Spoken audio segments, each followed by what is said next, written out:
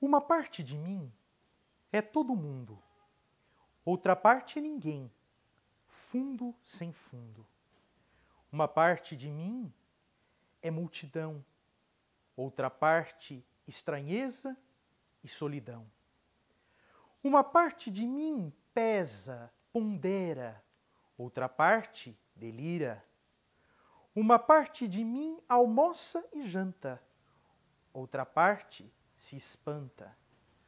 Uma parte de mim é permanente, outra parte se sabe de repente. Uma parte de mim é só vertigem, outra parte linguagem. Traduzir uma parte na outra parte, que é uma questão de vida ou morte, será arte. É com esses versos do poema Traduzir-se, de autoria de Ferreira Goulart, que nós damos início à 17ª edição do Sala de Poesia, a primeira do ano de 2020, dirigindo a você que nos assiste, a você que interage conosco pelos vastos confins da web, as saudações líricas, poéticas e enfáticas de sempre. Como eu disse no início, esses versos, esse poema, Traduzir-se, é de autoria de Ferreira Goulart.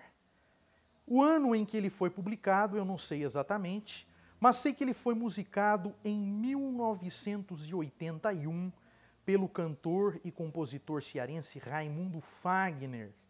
Foi a primeira parceria de Fagner e Ferreira Goulart. Essa parceria se repetiria mais 3 vezes com as músicas Me Leve, Rainha da Vida e a mais famosa delas, Borbulhas de Amor. O Fagner, aliás, gosta de musicar poemas. Ele musicou poemas de Cecília Meirelles, musicou poemas de Flor Bela Espanca, de Afonso Romano de Santana, de Patativa do Assaré e também do próprio Ferreira Goulart. Mas não é sobre o Fagner, sobre a carreira do Fagner, sobre os poemas musicados pelo Fagner que trata essa nossa transmissão de hoje. Essa transmissão fala sobre a arte. Afinal de contas, a última palavra mencionada nesse poema do Ferreira Goulart é arte. E o poema se encerra com uma pergunta: será arte? E a gente inicia a reflexão de hoje perguntando o que será a arte. A arte pertence ao domínio das coisas indefiníveis, das coisas inefáveis, daquelas coisas que pelos seus atributos divinos não podem ser definidas com palavras humanas. E aí o espectador vai me perguntar, mas Hélio, a arte é divina? Eu respondo, para quem acredita em um princípio regente do processo da criação do universo, em uma inteligência suprema, em uma causa primeira de todas as coisas, a arte é sim divina. Afinal de contas, nós podemos afirmar, para quem acredita em Deus, obviamente, que Deus é o inventor de todas as artes e que foi ele o primeiro a exercitá-las. Basta nós pensarmos em todas as paisagens que se descortinam no universo como quadros. Basta nós pensarmos em cada ser como uma escultura. E basta nós entendermos a importância da palavra na história da criação. Foi pelo poder da palavra que Deus separou a luz das trevas. Foi pelo poder da palavra que Deus separou a água do solo. E não podemos nos esquecer do trecho presente no Evangelho de João, o trecho que inicia o seu Evangelho falando sobre a vinda de Jesus à Terra, quando ele diz, no princípio era o Verbo, e o Verbo estava com Deus, o Verbo era Deus, e o Verbo se fez carne e habitou entre nós. Então Deus também exercitou e exercita o dom da poesia. Então nós podemos dizer que Deus foi o primeiro artista, o inventor de todas as artes e o primeiro a exercitá-las. Ferreira Goulart não era muito de acreditar em Deus. Ferreira Goulart foi um militante socialista e normalmente os militantes socialistas, por conta da própria ideologia marxista, costumam ser ateus. Mas Ferreira Goulart fez algumas reflexões sobre a arte, reflexões interessantes. Ferreira Goulart foi quem deu origem a dois movimentos literários no Brasil. O concretismo, a partir do seu livro Luta Corporal, que provocou todas as reflexões que resultaram nesse movimento, encabeçado pelos irmãos Augusto e Haroldo de Campos e por Décio Pinhatari em São Paulo, e também o neoconcretismo. O neoconcretismo surgiu como uma reação ao fato de os concretistas quererem abolir o sentimento da poesia. Para Ferreira Goulart, não há como conceber a poesia sem o sentimento e, por extensão, não há como conceber a arte sem o sentimento. Aliás, sobre a própria arte, Ferreira Goulart diz que a arte existe porque a vida não é suficiente.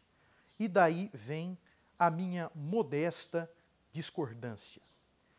Embora Ferreira Goulart tenha sido um grande poeta, um grande artista plástico, um grande cronista, jornalista, dramaturgo, eu discordo de Ferreira Goulart, e sendo eu apenas um poeta em construção, eu discordo de Ferreira Goulart no que diz respeito a isso. A arte, ela não se divorcia da vida, como muita gente diz. A vida e a arte. Não, a vida está junto com a arte. A arte não existe sem a vida. E a vida por si só acaba sendo uma arte, acaba sendo uma obra de arte. A arte é o resultado de diferentes olhares que se lança sobre a vida, de diferentes maneiras com que se vê a vida. Prova disso é um fato interessante na vida de um escultor brasileiro. Aliás, ele é registrado como brasileiro, mas ele nasceu na Itália, o escultor Victor Brecheret.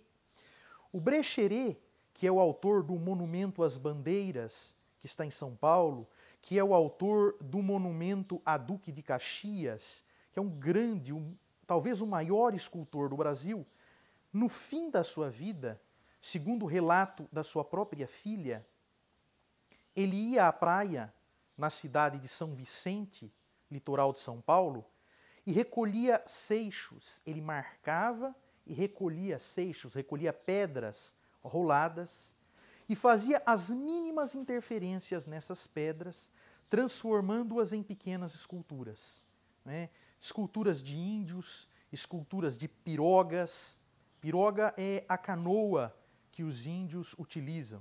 Né? Esculturas de índios, esculturas de pirogas, esculturas de animais. Ou seja, para Brecheret, aquilo não eram simplesmente seixos rolados.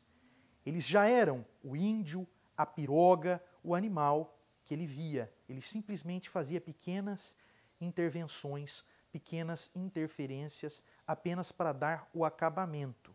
Então ele via, no que muita gente via simplesmente pedras, ele via obras de arte. E a arte é assim. Né? A arte ela é o resultado de olhares diferentes que se tecem e que se traçam sobre a vida, sobre a existência. Outro poeta que a gente cita aqui com relativa frequência, o Tiago de Melo, bem demonstrou isso quando publicou um livro chamado Poesia Comprometida com a Minha e a Tua Vida. Ou seja, a arte ela tem um compromisso com a vida, ela tem um vínculo com a vida. E por que não dizê-lo, um matrimônio indissolúvel com a vida. A arte ela está intimamente ligada à vida. É óbvio que a vida cotidiana tem uma certa separação da vida artística em alguns momentos. O poeta não fala somente do seu cotidiano.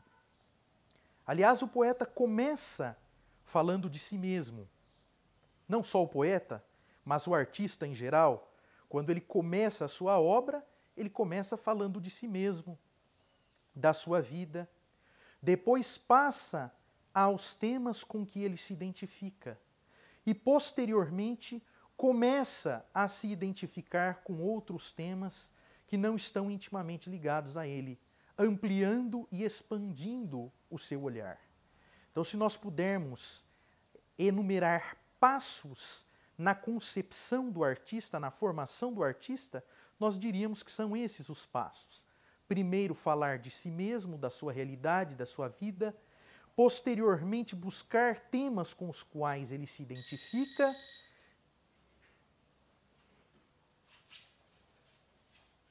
E, em seguida, expandir o seu olhar, expandir a sua observação, o seu poder observador para outras realidades, outras identidades, outros temas, a fim de dar profundidade temática à sua obra.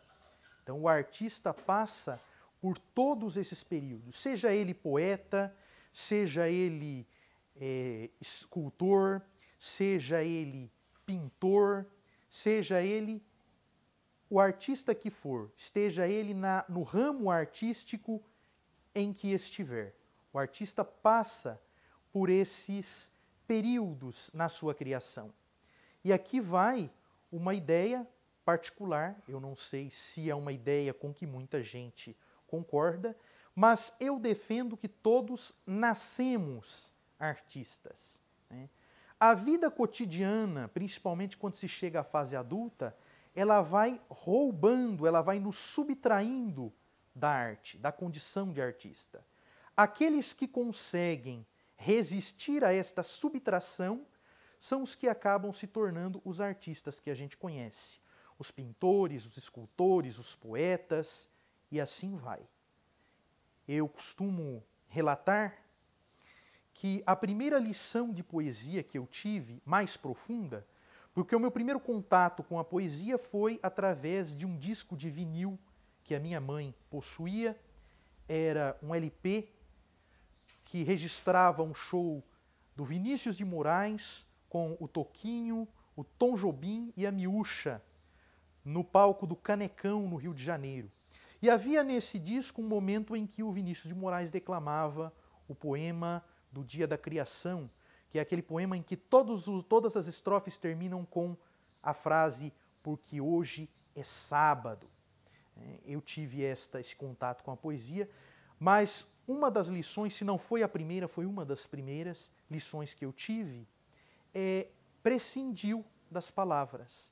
Foi quando o meu pai assoviava, imitando o som das rolinhas, que tinha um ninho lá em casa, e elas respondiam ao assovio do meu pai. Então eu aprendi que a arte, ela é um diálogo com a natureza. Ela resulta de um diálogo com a natureza, resulta de um diálogo com todas as situações da vida. Afinal de contas, se a vida fosse tão divorciada da arte, se a arte, aliás, fosse tão divorciada da vida, o que nos inspiraria na arte? Porque o que inspira a arte é a vida. O que provoca a arte é a vida.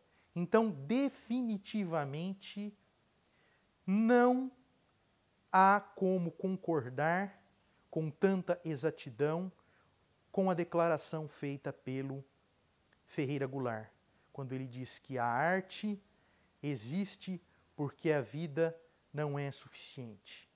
A arte existe porque a vida é infinita e tem infinitos olhares. E esses infinitos olhares precisavam de alguma forma serem traduzidos. E a sua tradução se dá por meio de telas, por meio de esculturas, por meio de fotografias, por meio de obras literárias, sejam elas contos, romances, poemas, peças teatrais. Os olhares da vida se traduzem através da arte.